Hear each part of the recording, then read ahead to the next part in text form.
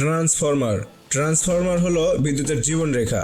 আমরা যে বিদ্যুৎ ব্যবহার করি সেটা বিদ্যুৎ কেন্দ্র থেকে উৎপন্ন হয়ে হাজার হাজার কিলোমিটার দূরে পৌঁছায় ট্রান্সফরমারের মাধ্যমে।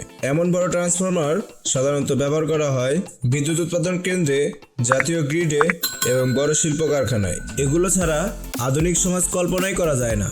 ভিডিওতে যে ট্রান্সফরমার দেখছেন এটি কয়েকশো টনের ওজনের, উচ্চতায় 2 থেকে 3 তলা বিল্ডিং এর সমান, ওজন 200 থেকে 400 টন পর্যন্ত হতে পারে।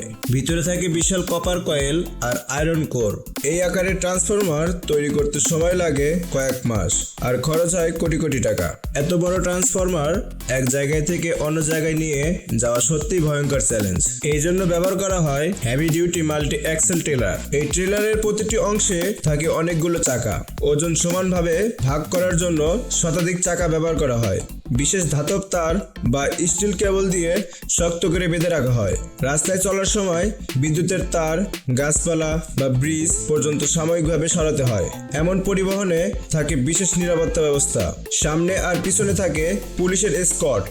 রাস্তা পুরোপুরি ফাঁকা করে দেওয়া হয়। কখনো কখনো সেতুতে অতিরিক্ত সাপোর্ট দেওয়া হয় যাতে ভেঙে না যায়। পুরো টিম দিনরাত একসাথে কাজ করে। একটা ট্রান্সফরমার এক জায়গা থেকে অন্য জায়গায় নিতে সময় লাগে কয়েকদিন থেকে কয়েক সপ্তাহ।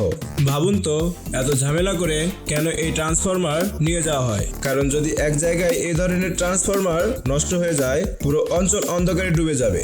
এজন্য নতুন ট্রান্সফরমার বসানো বা পুরনোটা প্রতিস্থাপন করা অত্যন্ত গুরুত্বপূর্ণ। এত বড় ট্রান্সফরমার কেবল একটি যন্ত্র নয়, বরং পুরো বিদ্যুৎ ব্যবস্থার প্রাণ। একে পরিবহন করা মানে শুধু যন্ত্র নয়, এক শহরের স্বপ্নকে বহন করে। ভিডিওতে যেটা দেখছেন এটাকে বলা হয় প্রেসার ভেসেল বা রিঅ্যাক্টর ভেসেল। এটি মূলত বিশাল ধাতব ট্যাঙ্কের মতো, যেখানে উচ্চচাপের তেল, গ্যাস বা কেমিক্যাল প্রক্রিয়াজাত করা হয়। এই ভেসেলের ওজন কয়েকশো টন হতে পারে এবং দৈর্ঘ্য প্রায় একটি ফুটবল মাঠের সমানও হতে পারে। এত বিশাল জিনিস পরিবহনের জন্য সাধারণ ট্রাক ব্যবহার করা যায় না। এখানে বিশেষভাবে তৈরি করা হয় মাল্টি অ্যাক্সেল হাইড্রোলিক ট্রলার ব্যবহার করা হয়েছে। প্রতি চাকার মধ্যে হাইড্রোলিক সিস্টেম থাকে যাতে ভারসাম্য বজায় থাকে এবং রাস্তায় ওজন ছড়িয়ে পড়ে। এজন্য প্রায় শত শত চাকা ব্যবহার করা হয়। এমন ভেসেল সাধারণত ভারী ইন্ডাস্ট্রি এলাকায় তৈরি হয়। একে তৈরি করতে উচ্চমানের স্টিল ব্যবহার করা হয় যাতে প্রচণ্ড চাপ এবং তাপমাত্রা সহ্য করতে পারে। এগুলো ব্যবহার হয় তেল শোধনাগারে, গ্যাস প্লান্টে, বিদ্যুৎ কেন্দ্রে, এমনকি বড় কেমিক্যাল প্রজেক্টে। এত বড় জিনিস পরিবহন করাও ভীষণ চ্যালেঞ্জিং। রাস্তায় সেতু, বাঁক, বিদ্যুতের তার সবকিছু সামলাতে হয়। এজন্য বিশেষ টিম থাকে যারা রাস্তা আগে থেকে পরিদর্শন করে। নিরাপত্তার জন্য পুলিশ এসকর্টও দেওয়া হয়। বন্ধুরা, আজ আমরা আপনাদেরকে নিয়ে যাচ্ছি মার্বেল খনির ভেতরে। এখানে যেসব বিশাল আকারের পাথর কেটে বের করা হয় সেগুলো সাধারণ যানবাহনে তোলা সম্ভব নয়। তাই ব্যবহৃত হয় এই ভয়ঙ্কর শক্তিশালী হেভি মেশিন, হুইল লোডার। আপনারা দেখতেই পাচ্ছেন এই যন্ত্রটি কতটা বড় এবং শক্তিশালী। এর প্রতিটি চাকাই সাধারণ ট্রাকের চাকার থেকে অনেক বড়।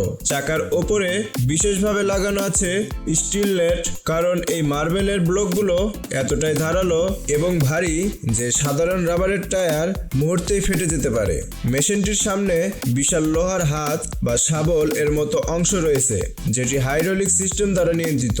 এর মাধ্যমে কয়েক টন ওজনের মার্বেল ব্লক সহজেই তোলা যায়। মার্বেল খনিতে প্রতিদিন হাজার হাজার টন পাথর তোলা ও পরিবহন করা হয়। এই মেশিনগুলো ছাড়া এত বিশাল ব্লক এক জায়গা থেকে আরেক জায়গায় সরানো সম্ভব হতো না। এই ধরনের মেশিন কেবল শক্তিশালী নয়, বরং চালাতে হয় দক্ষ চালক দিয়ে। সামান্য ভুল হলেই এত বড় ব্লক ভেঙে পড়তে পারে অথবা দুর্ঘটনা ঘটতে পারে। এমন প্রযুক্তি এবং শক্তিশালী যন্ত্রপাতির মাধ্যমেই আজ আমরা পৃথিবীর নানা প্রান্তে সাদা ঝকঝকে মার্বেল দেখতে পাই, যা দিয়ে তৈরি হয় ঘরবাড়ি, শপিং মল, এমনকি দৃষ্টিনন্দন স্মৃতিস্তম্ভ।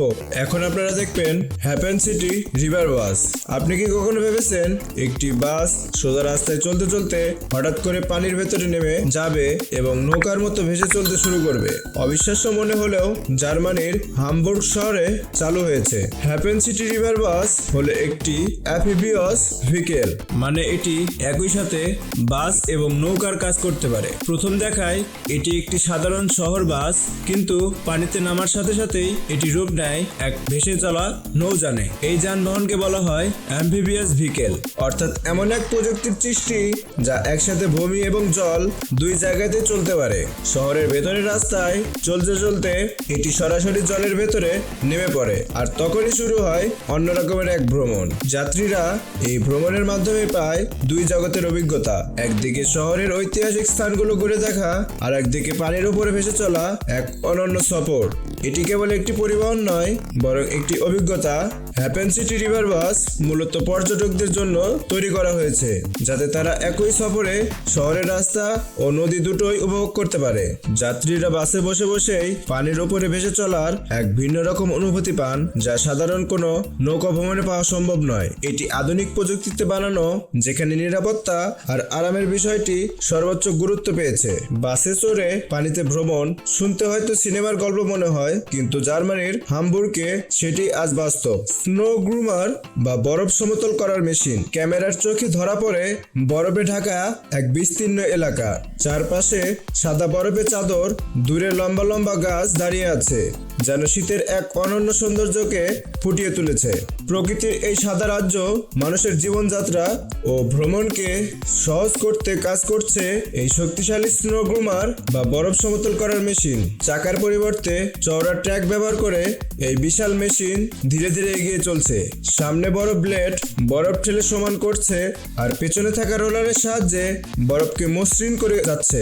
এই মেশিনটির কাজ মূলত স্কি রিসোর্ট বা বরফ ঢাকা এলাকায় পথ তৈরি করা, গভীর বরফ সরিয়ে জমাট বরফ গুঁড়িয়ে এবং মাটিকে সমান করে পর্যটক ও খেলোয়াড়দের জন্য নিরাপদ রাস্তা তৈরি করে দেয়। এটি যেখানে মানুষের পক্ষে হাঁটা বা চলাফেরা প্রায় অসম্ভব, সেখানেই এই প্রযুক্তি হয়ে ওঠে সবচেয়ে বড় সহায়। পাহাড়ি অঞ্চলে স্কিইং, স্নোবোর্ডিং কিংবা যে কোনো ধরনের তুষারভিত্তিক খেলার জন্য এই বরফ সমতল মেশিন অপরিহার্য। প্রকৃতি যতই চ্যালেঞ্জ ছুড়ে দিক, মানুষের প্রযুক্তি সেটিকে জয় করে এগিয়ে চলার পথ তৈরি করতে চলছে। আপনাদের কেমন লেগেছে এই ভ্রমণ নিচে কমেন্টে জানাতে ভুলবেন না। ভিডিওটি ভালো লেগে থাকলে লাইক, শেয়ার আর সাবস্ক্রাইব করে আমাদের সাথে থাকুন। আবার নতুন কোনো বিস্ময়কর গল্প নিয়ে ফিরে আসবো। ততদিন পর্যন্ত ভালো থাকুন, সুস্থ থাকুন।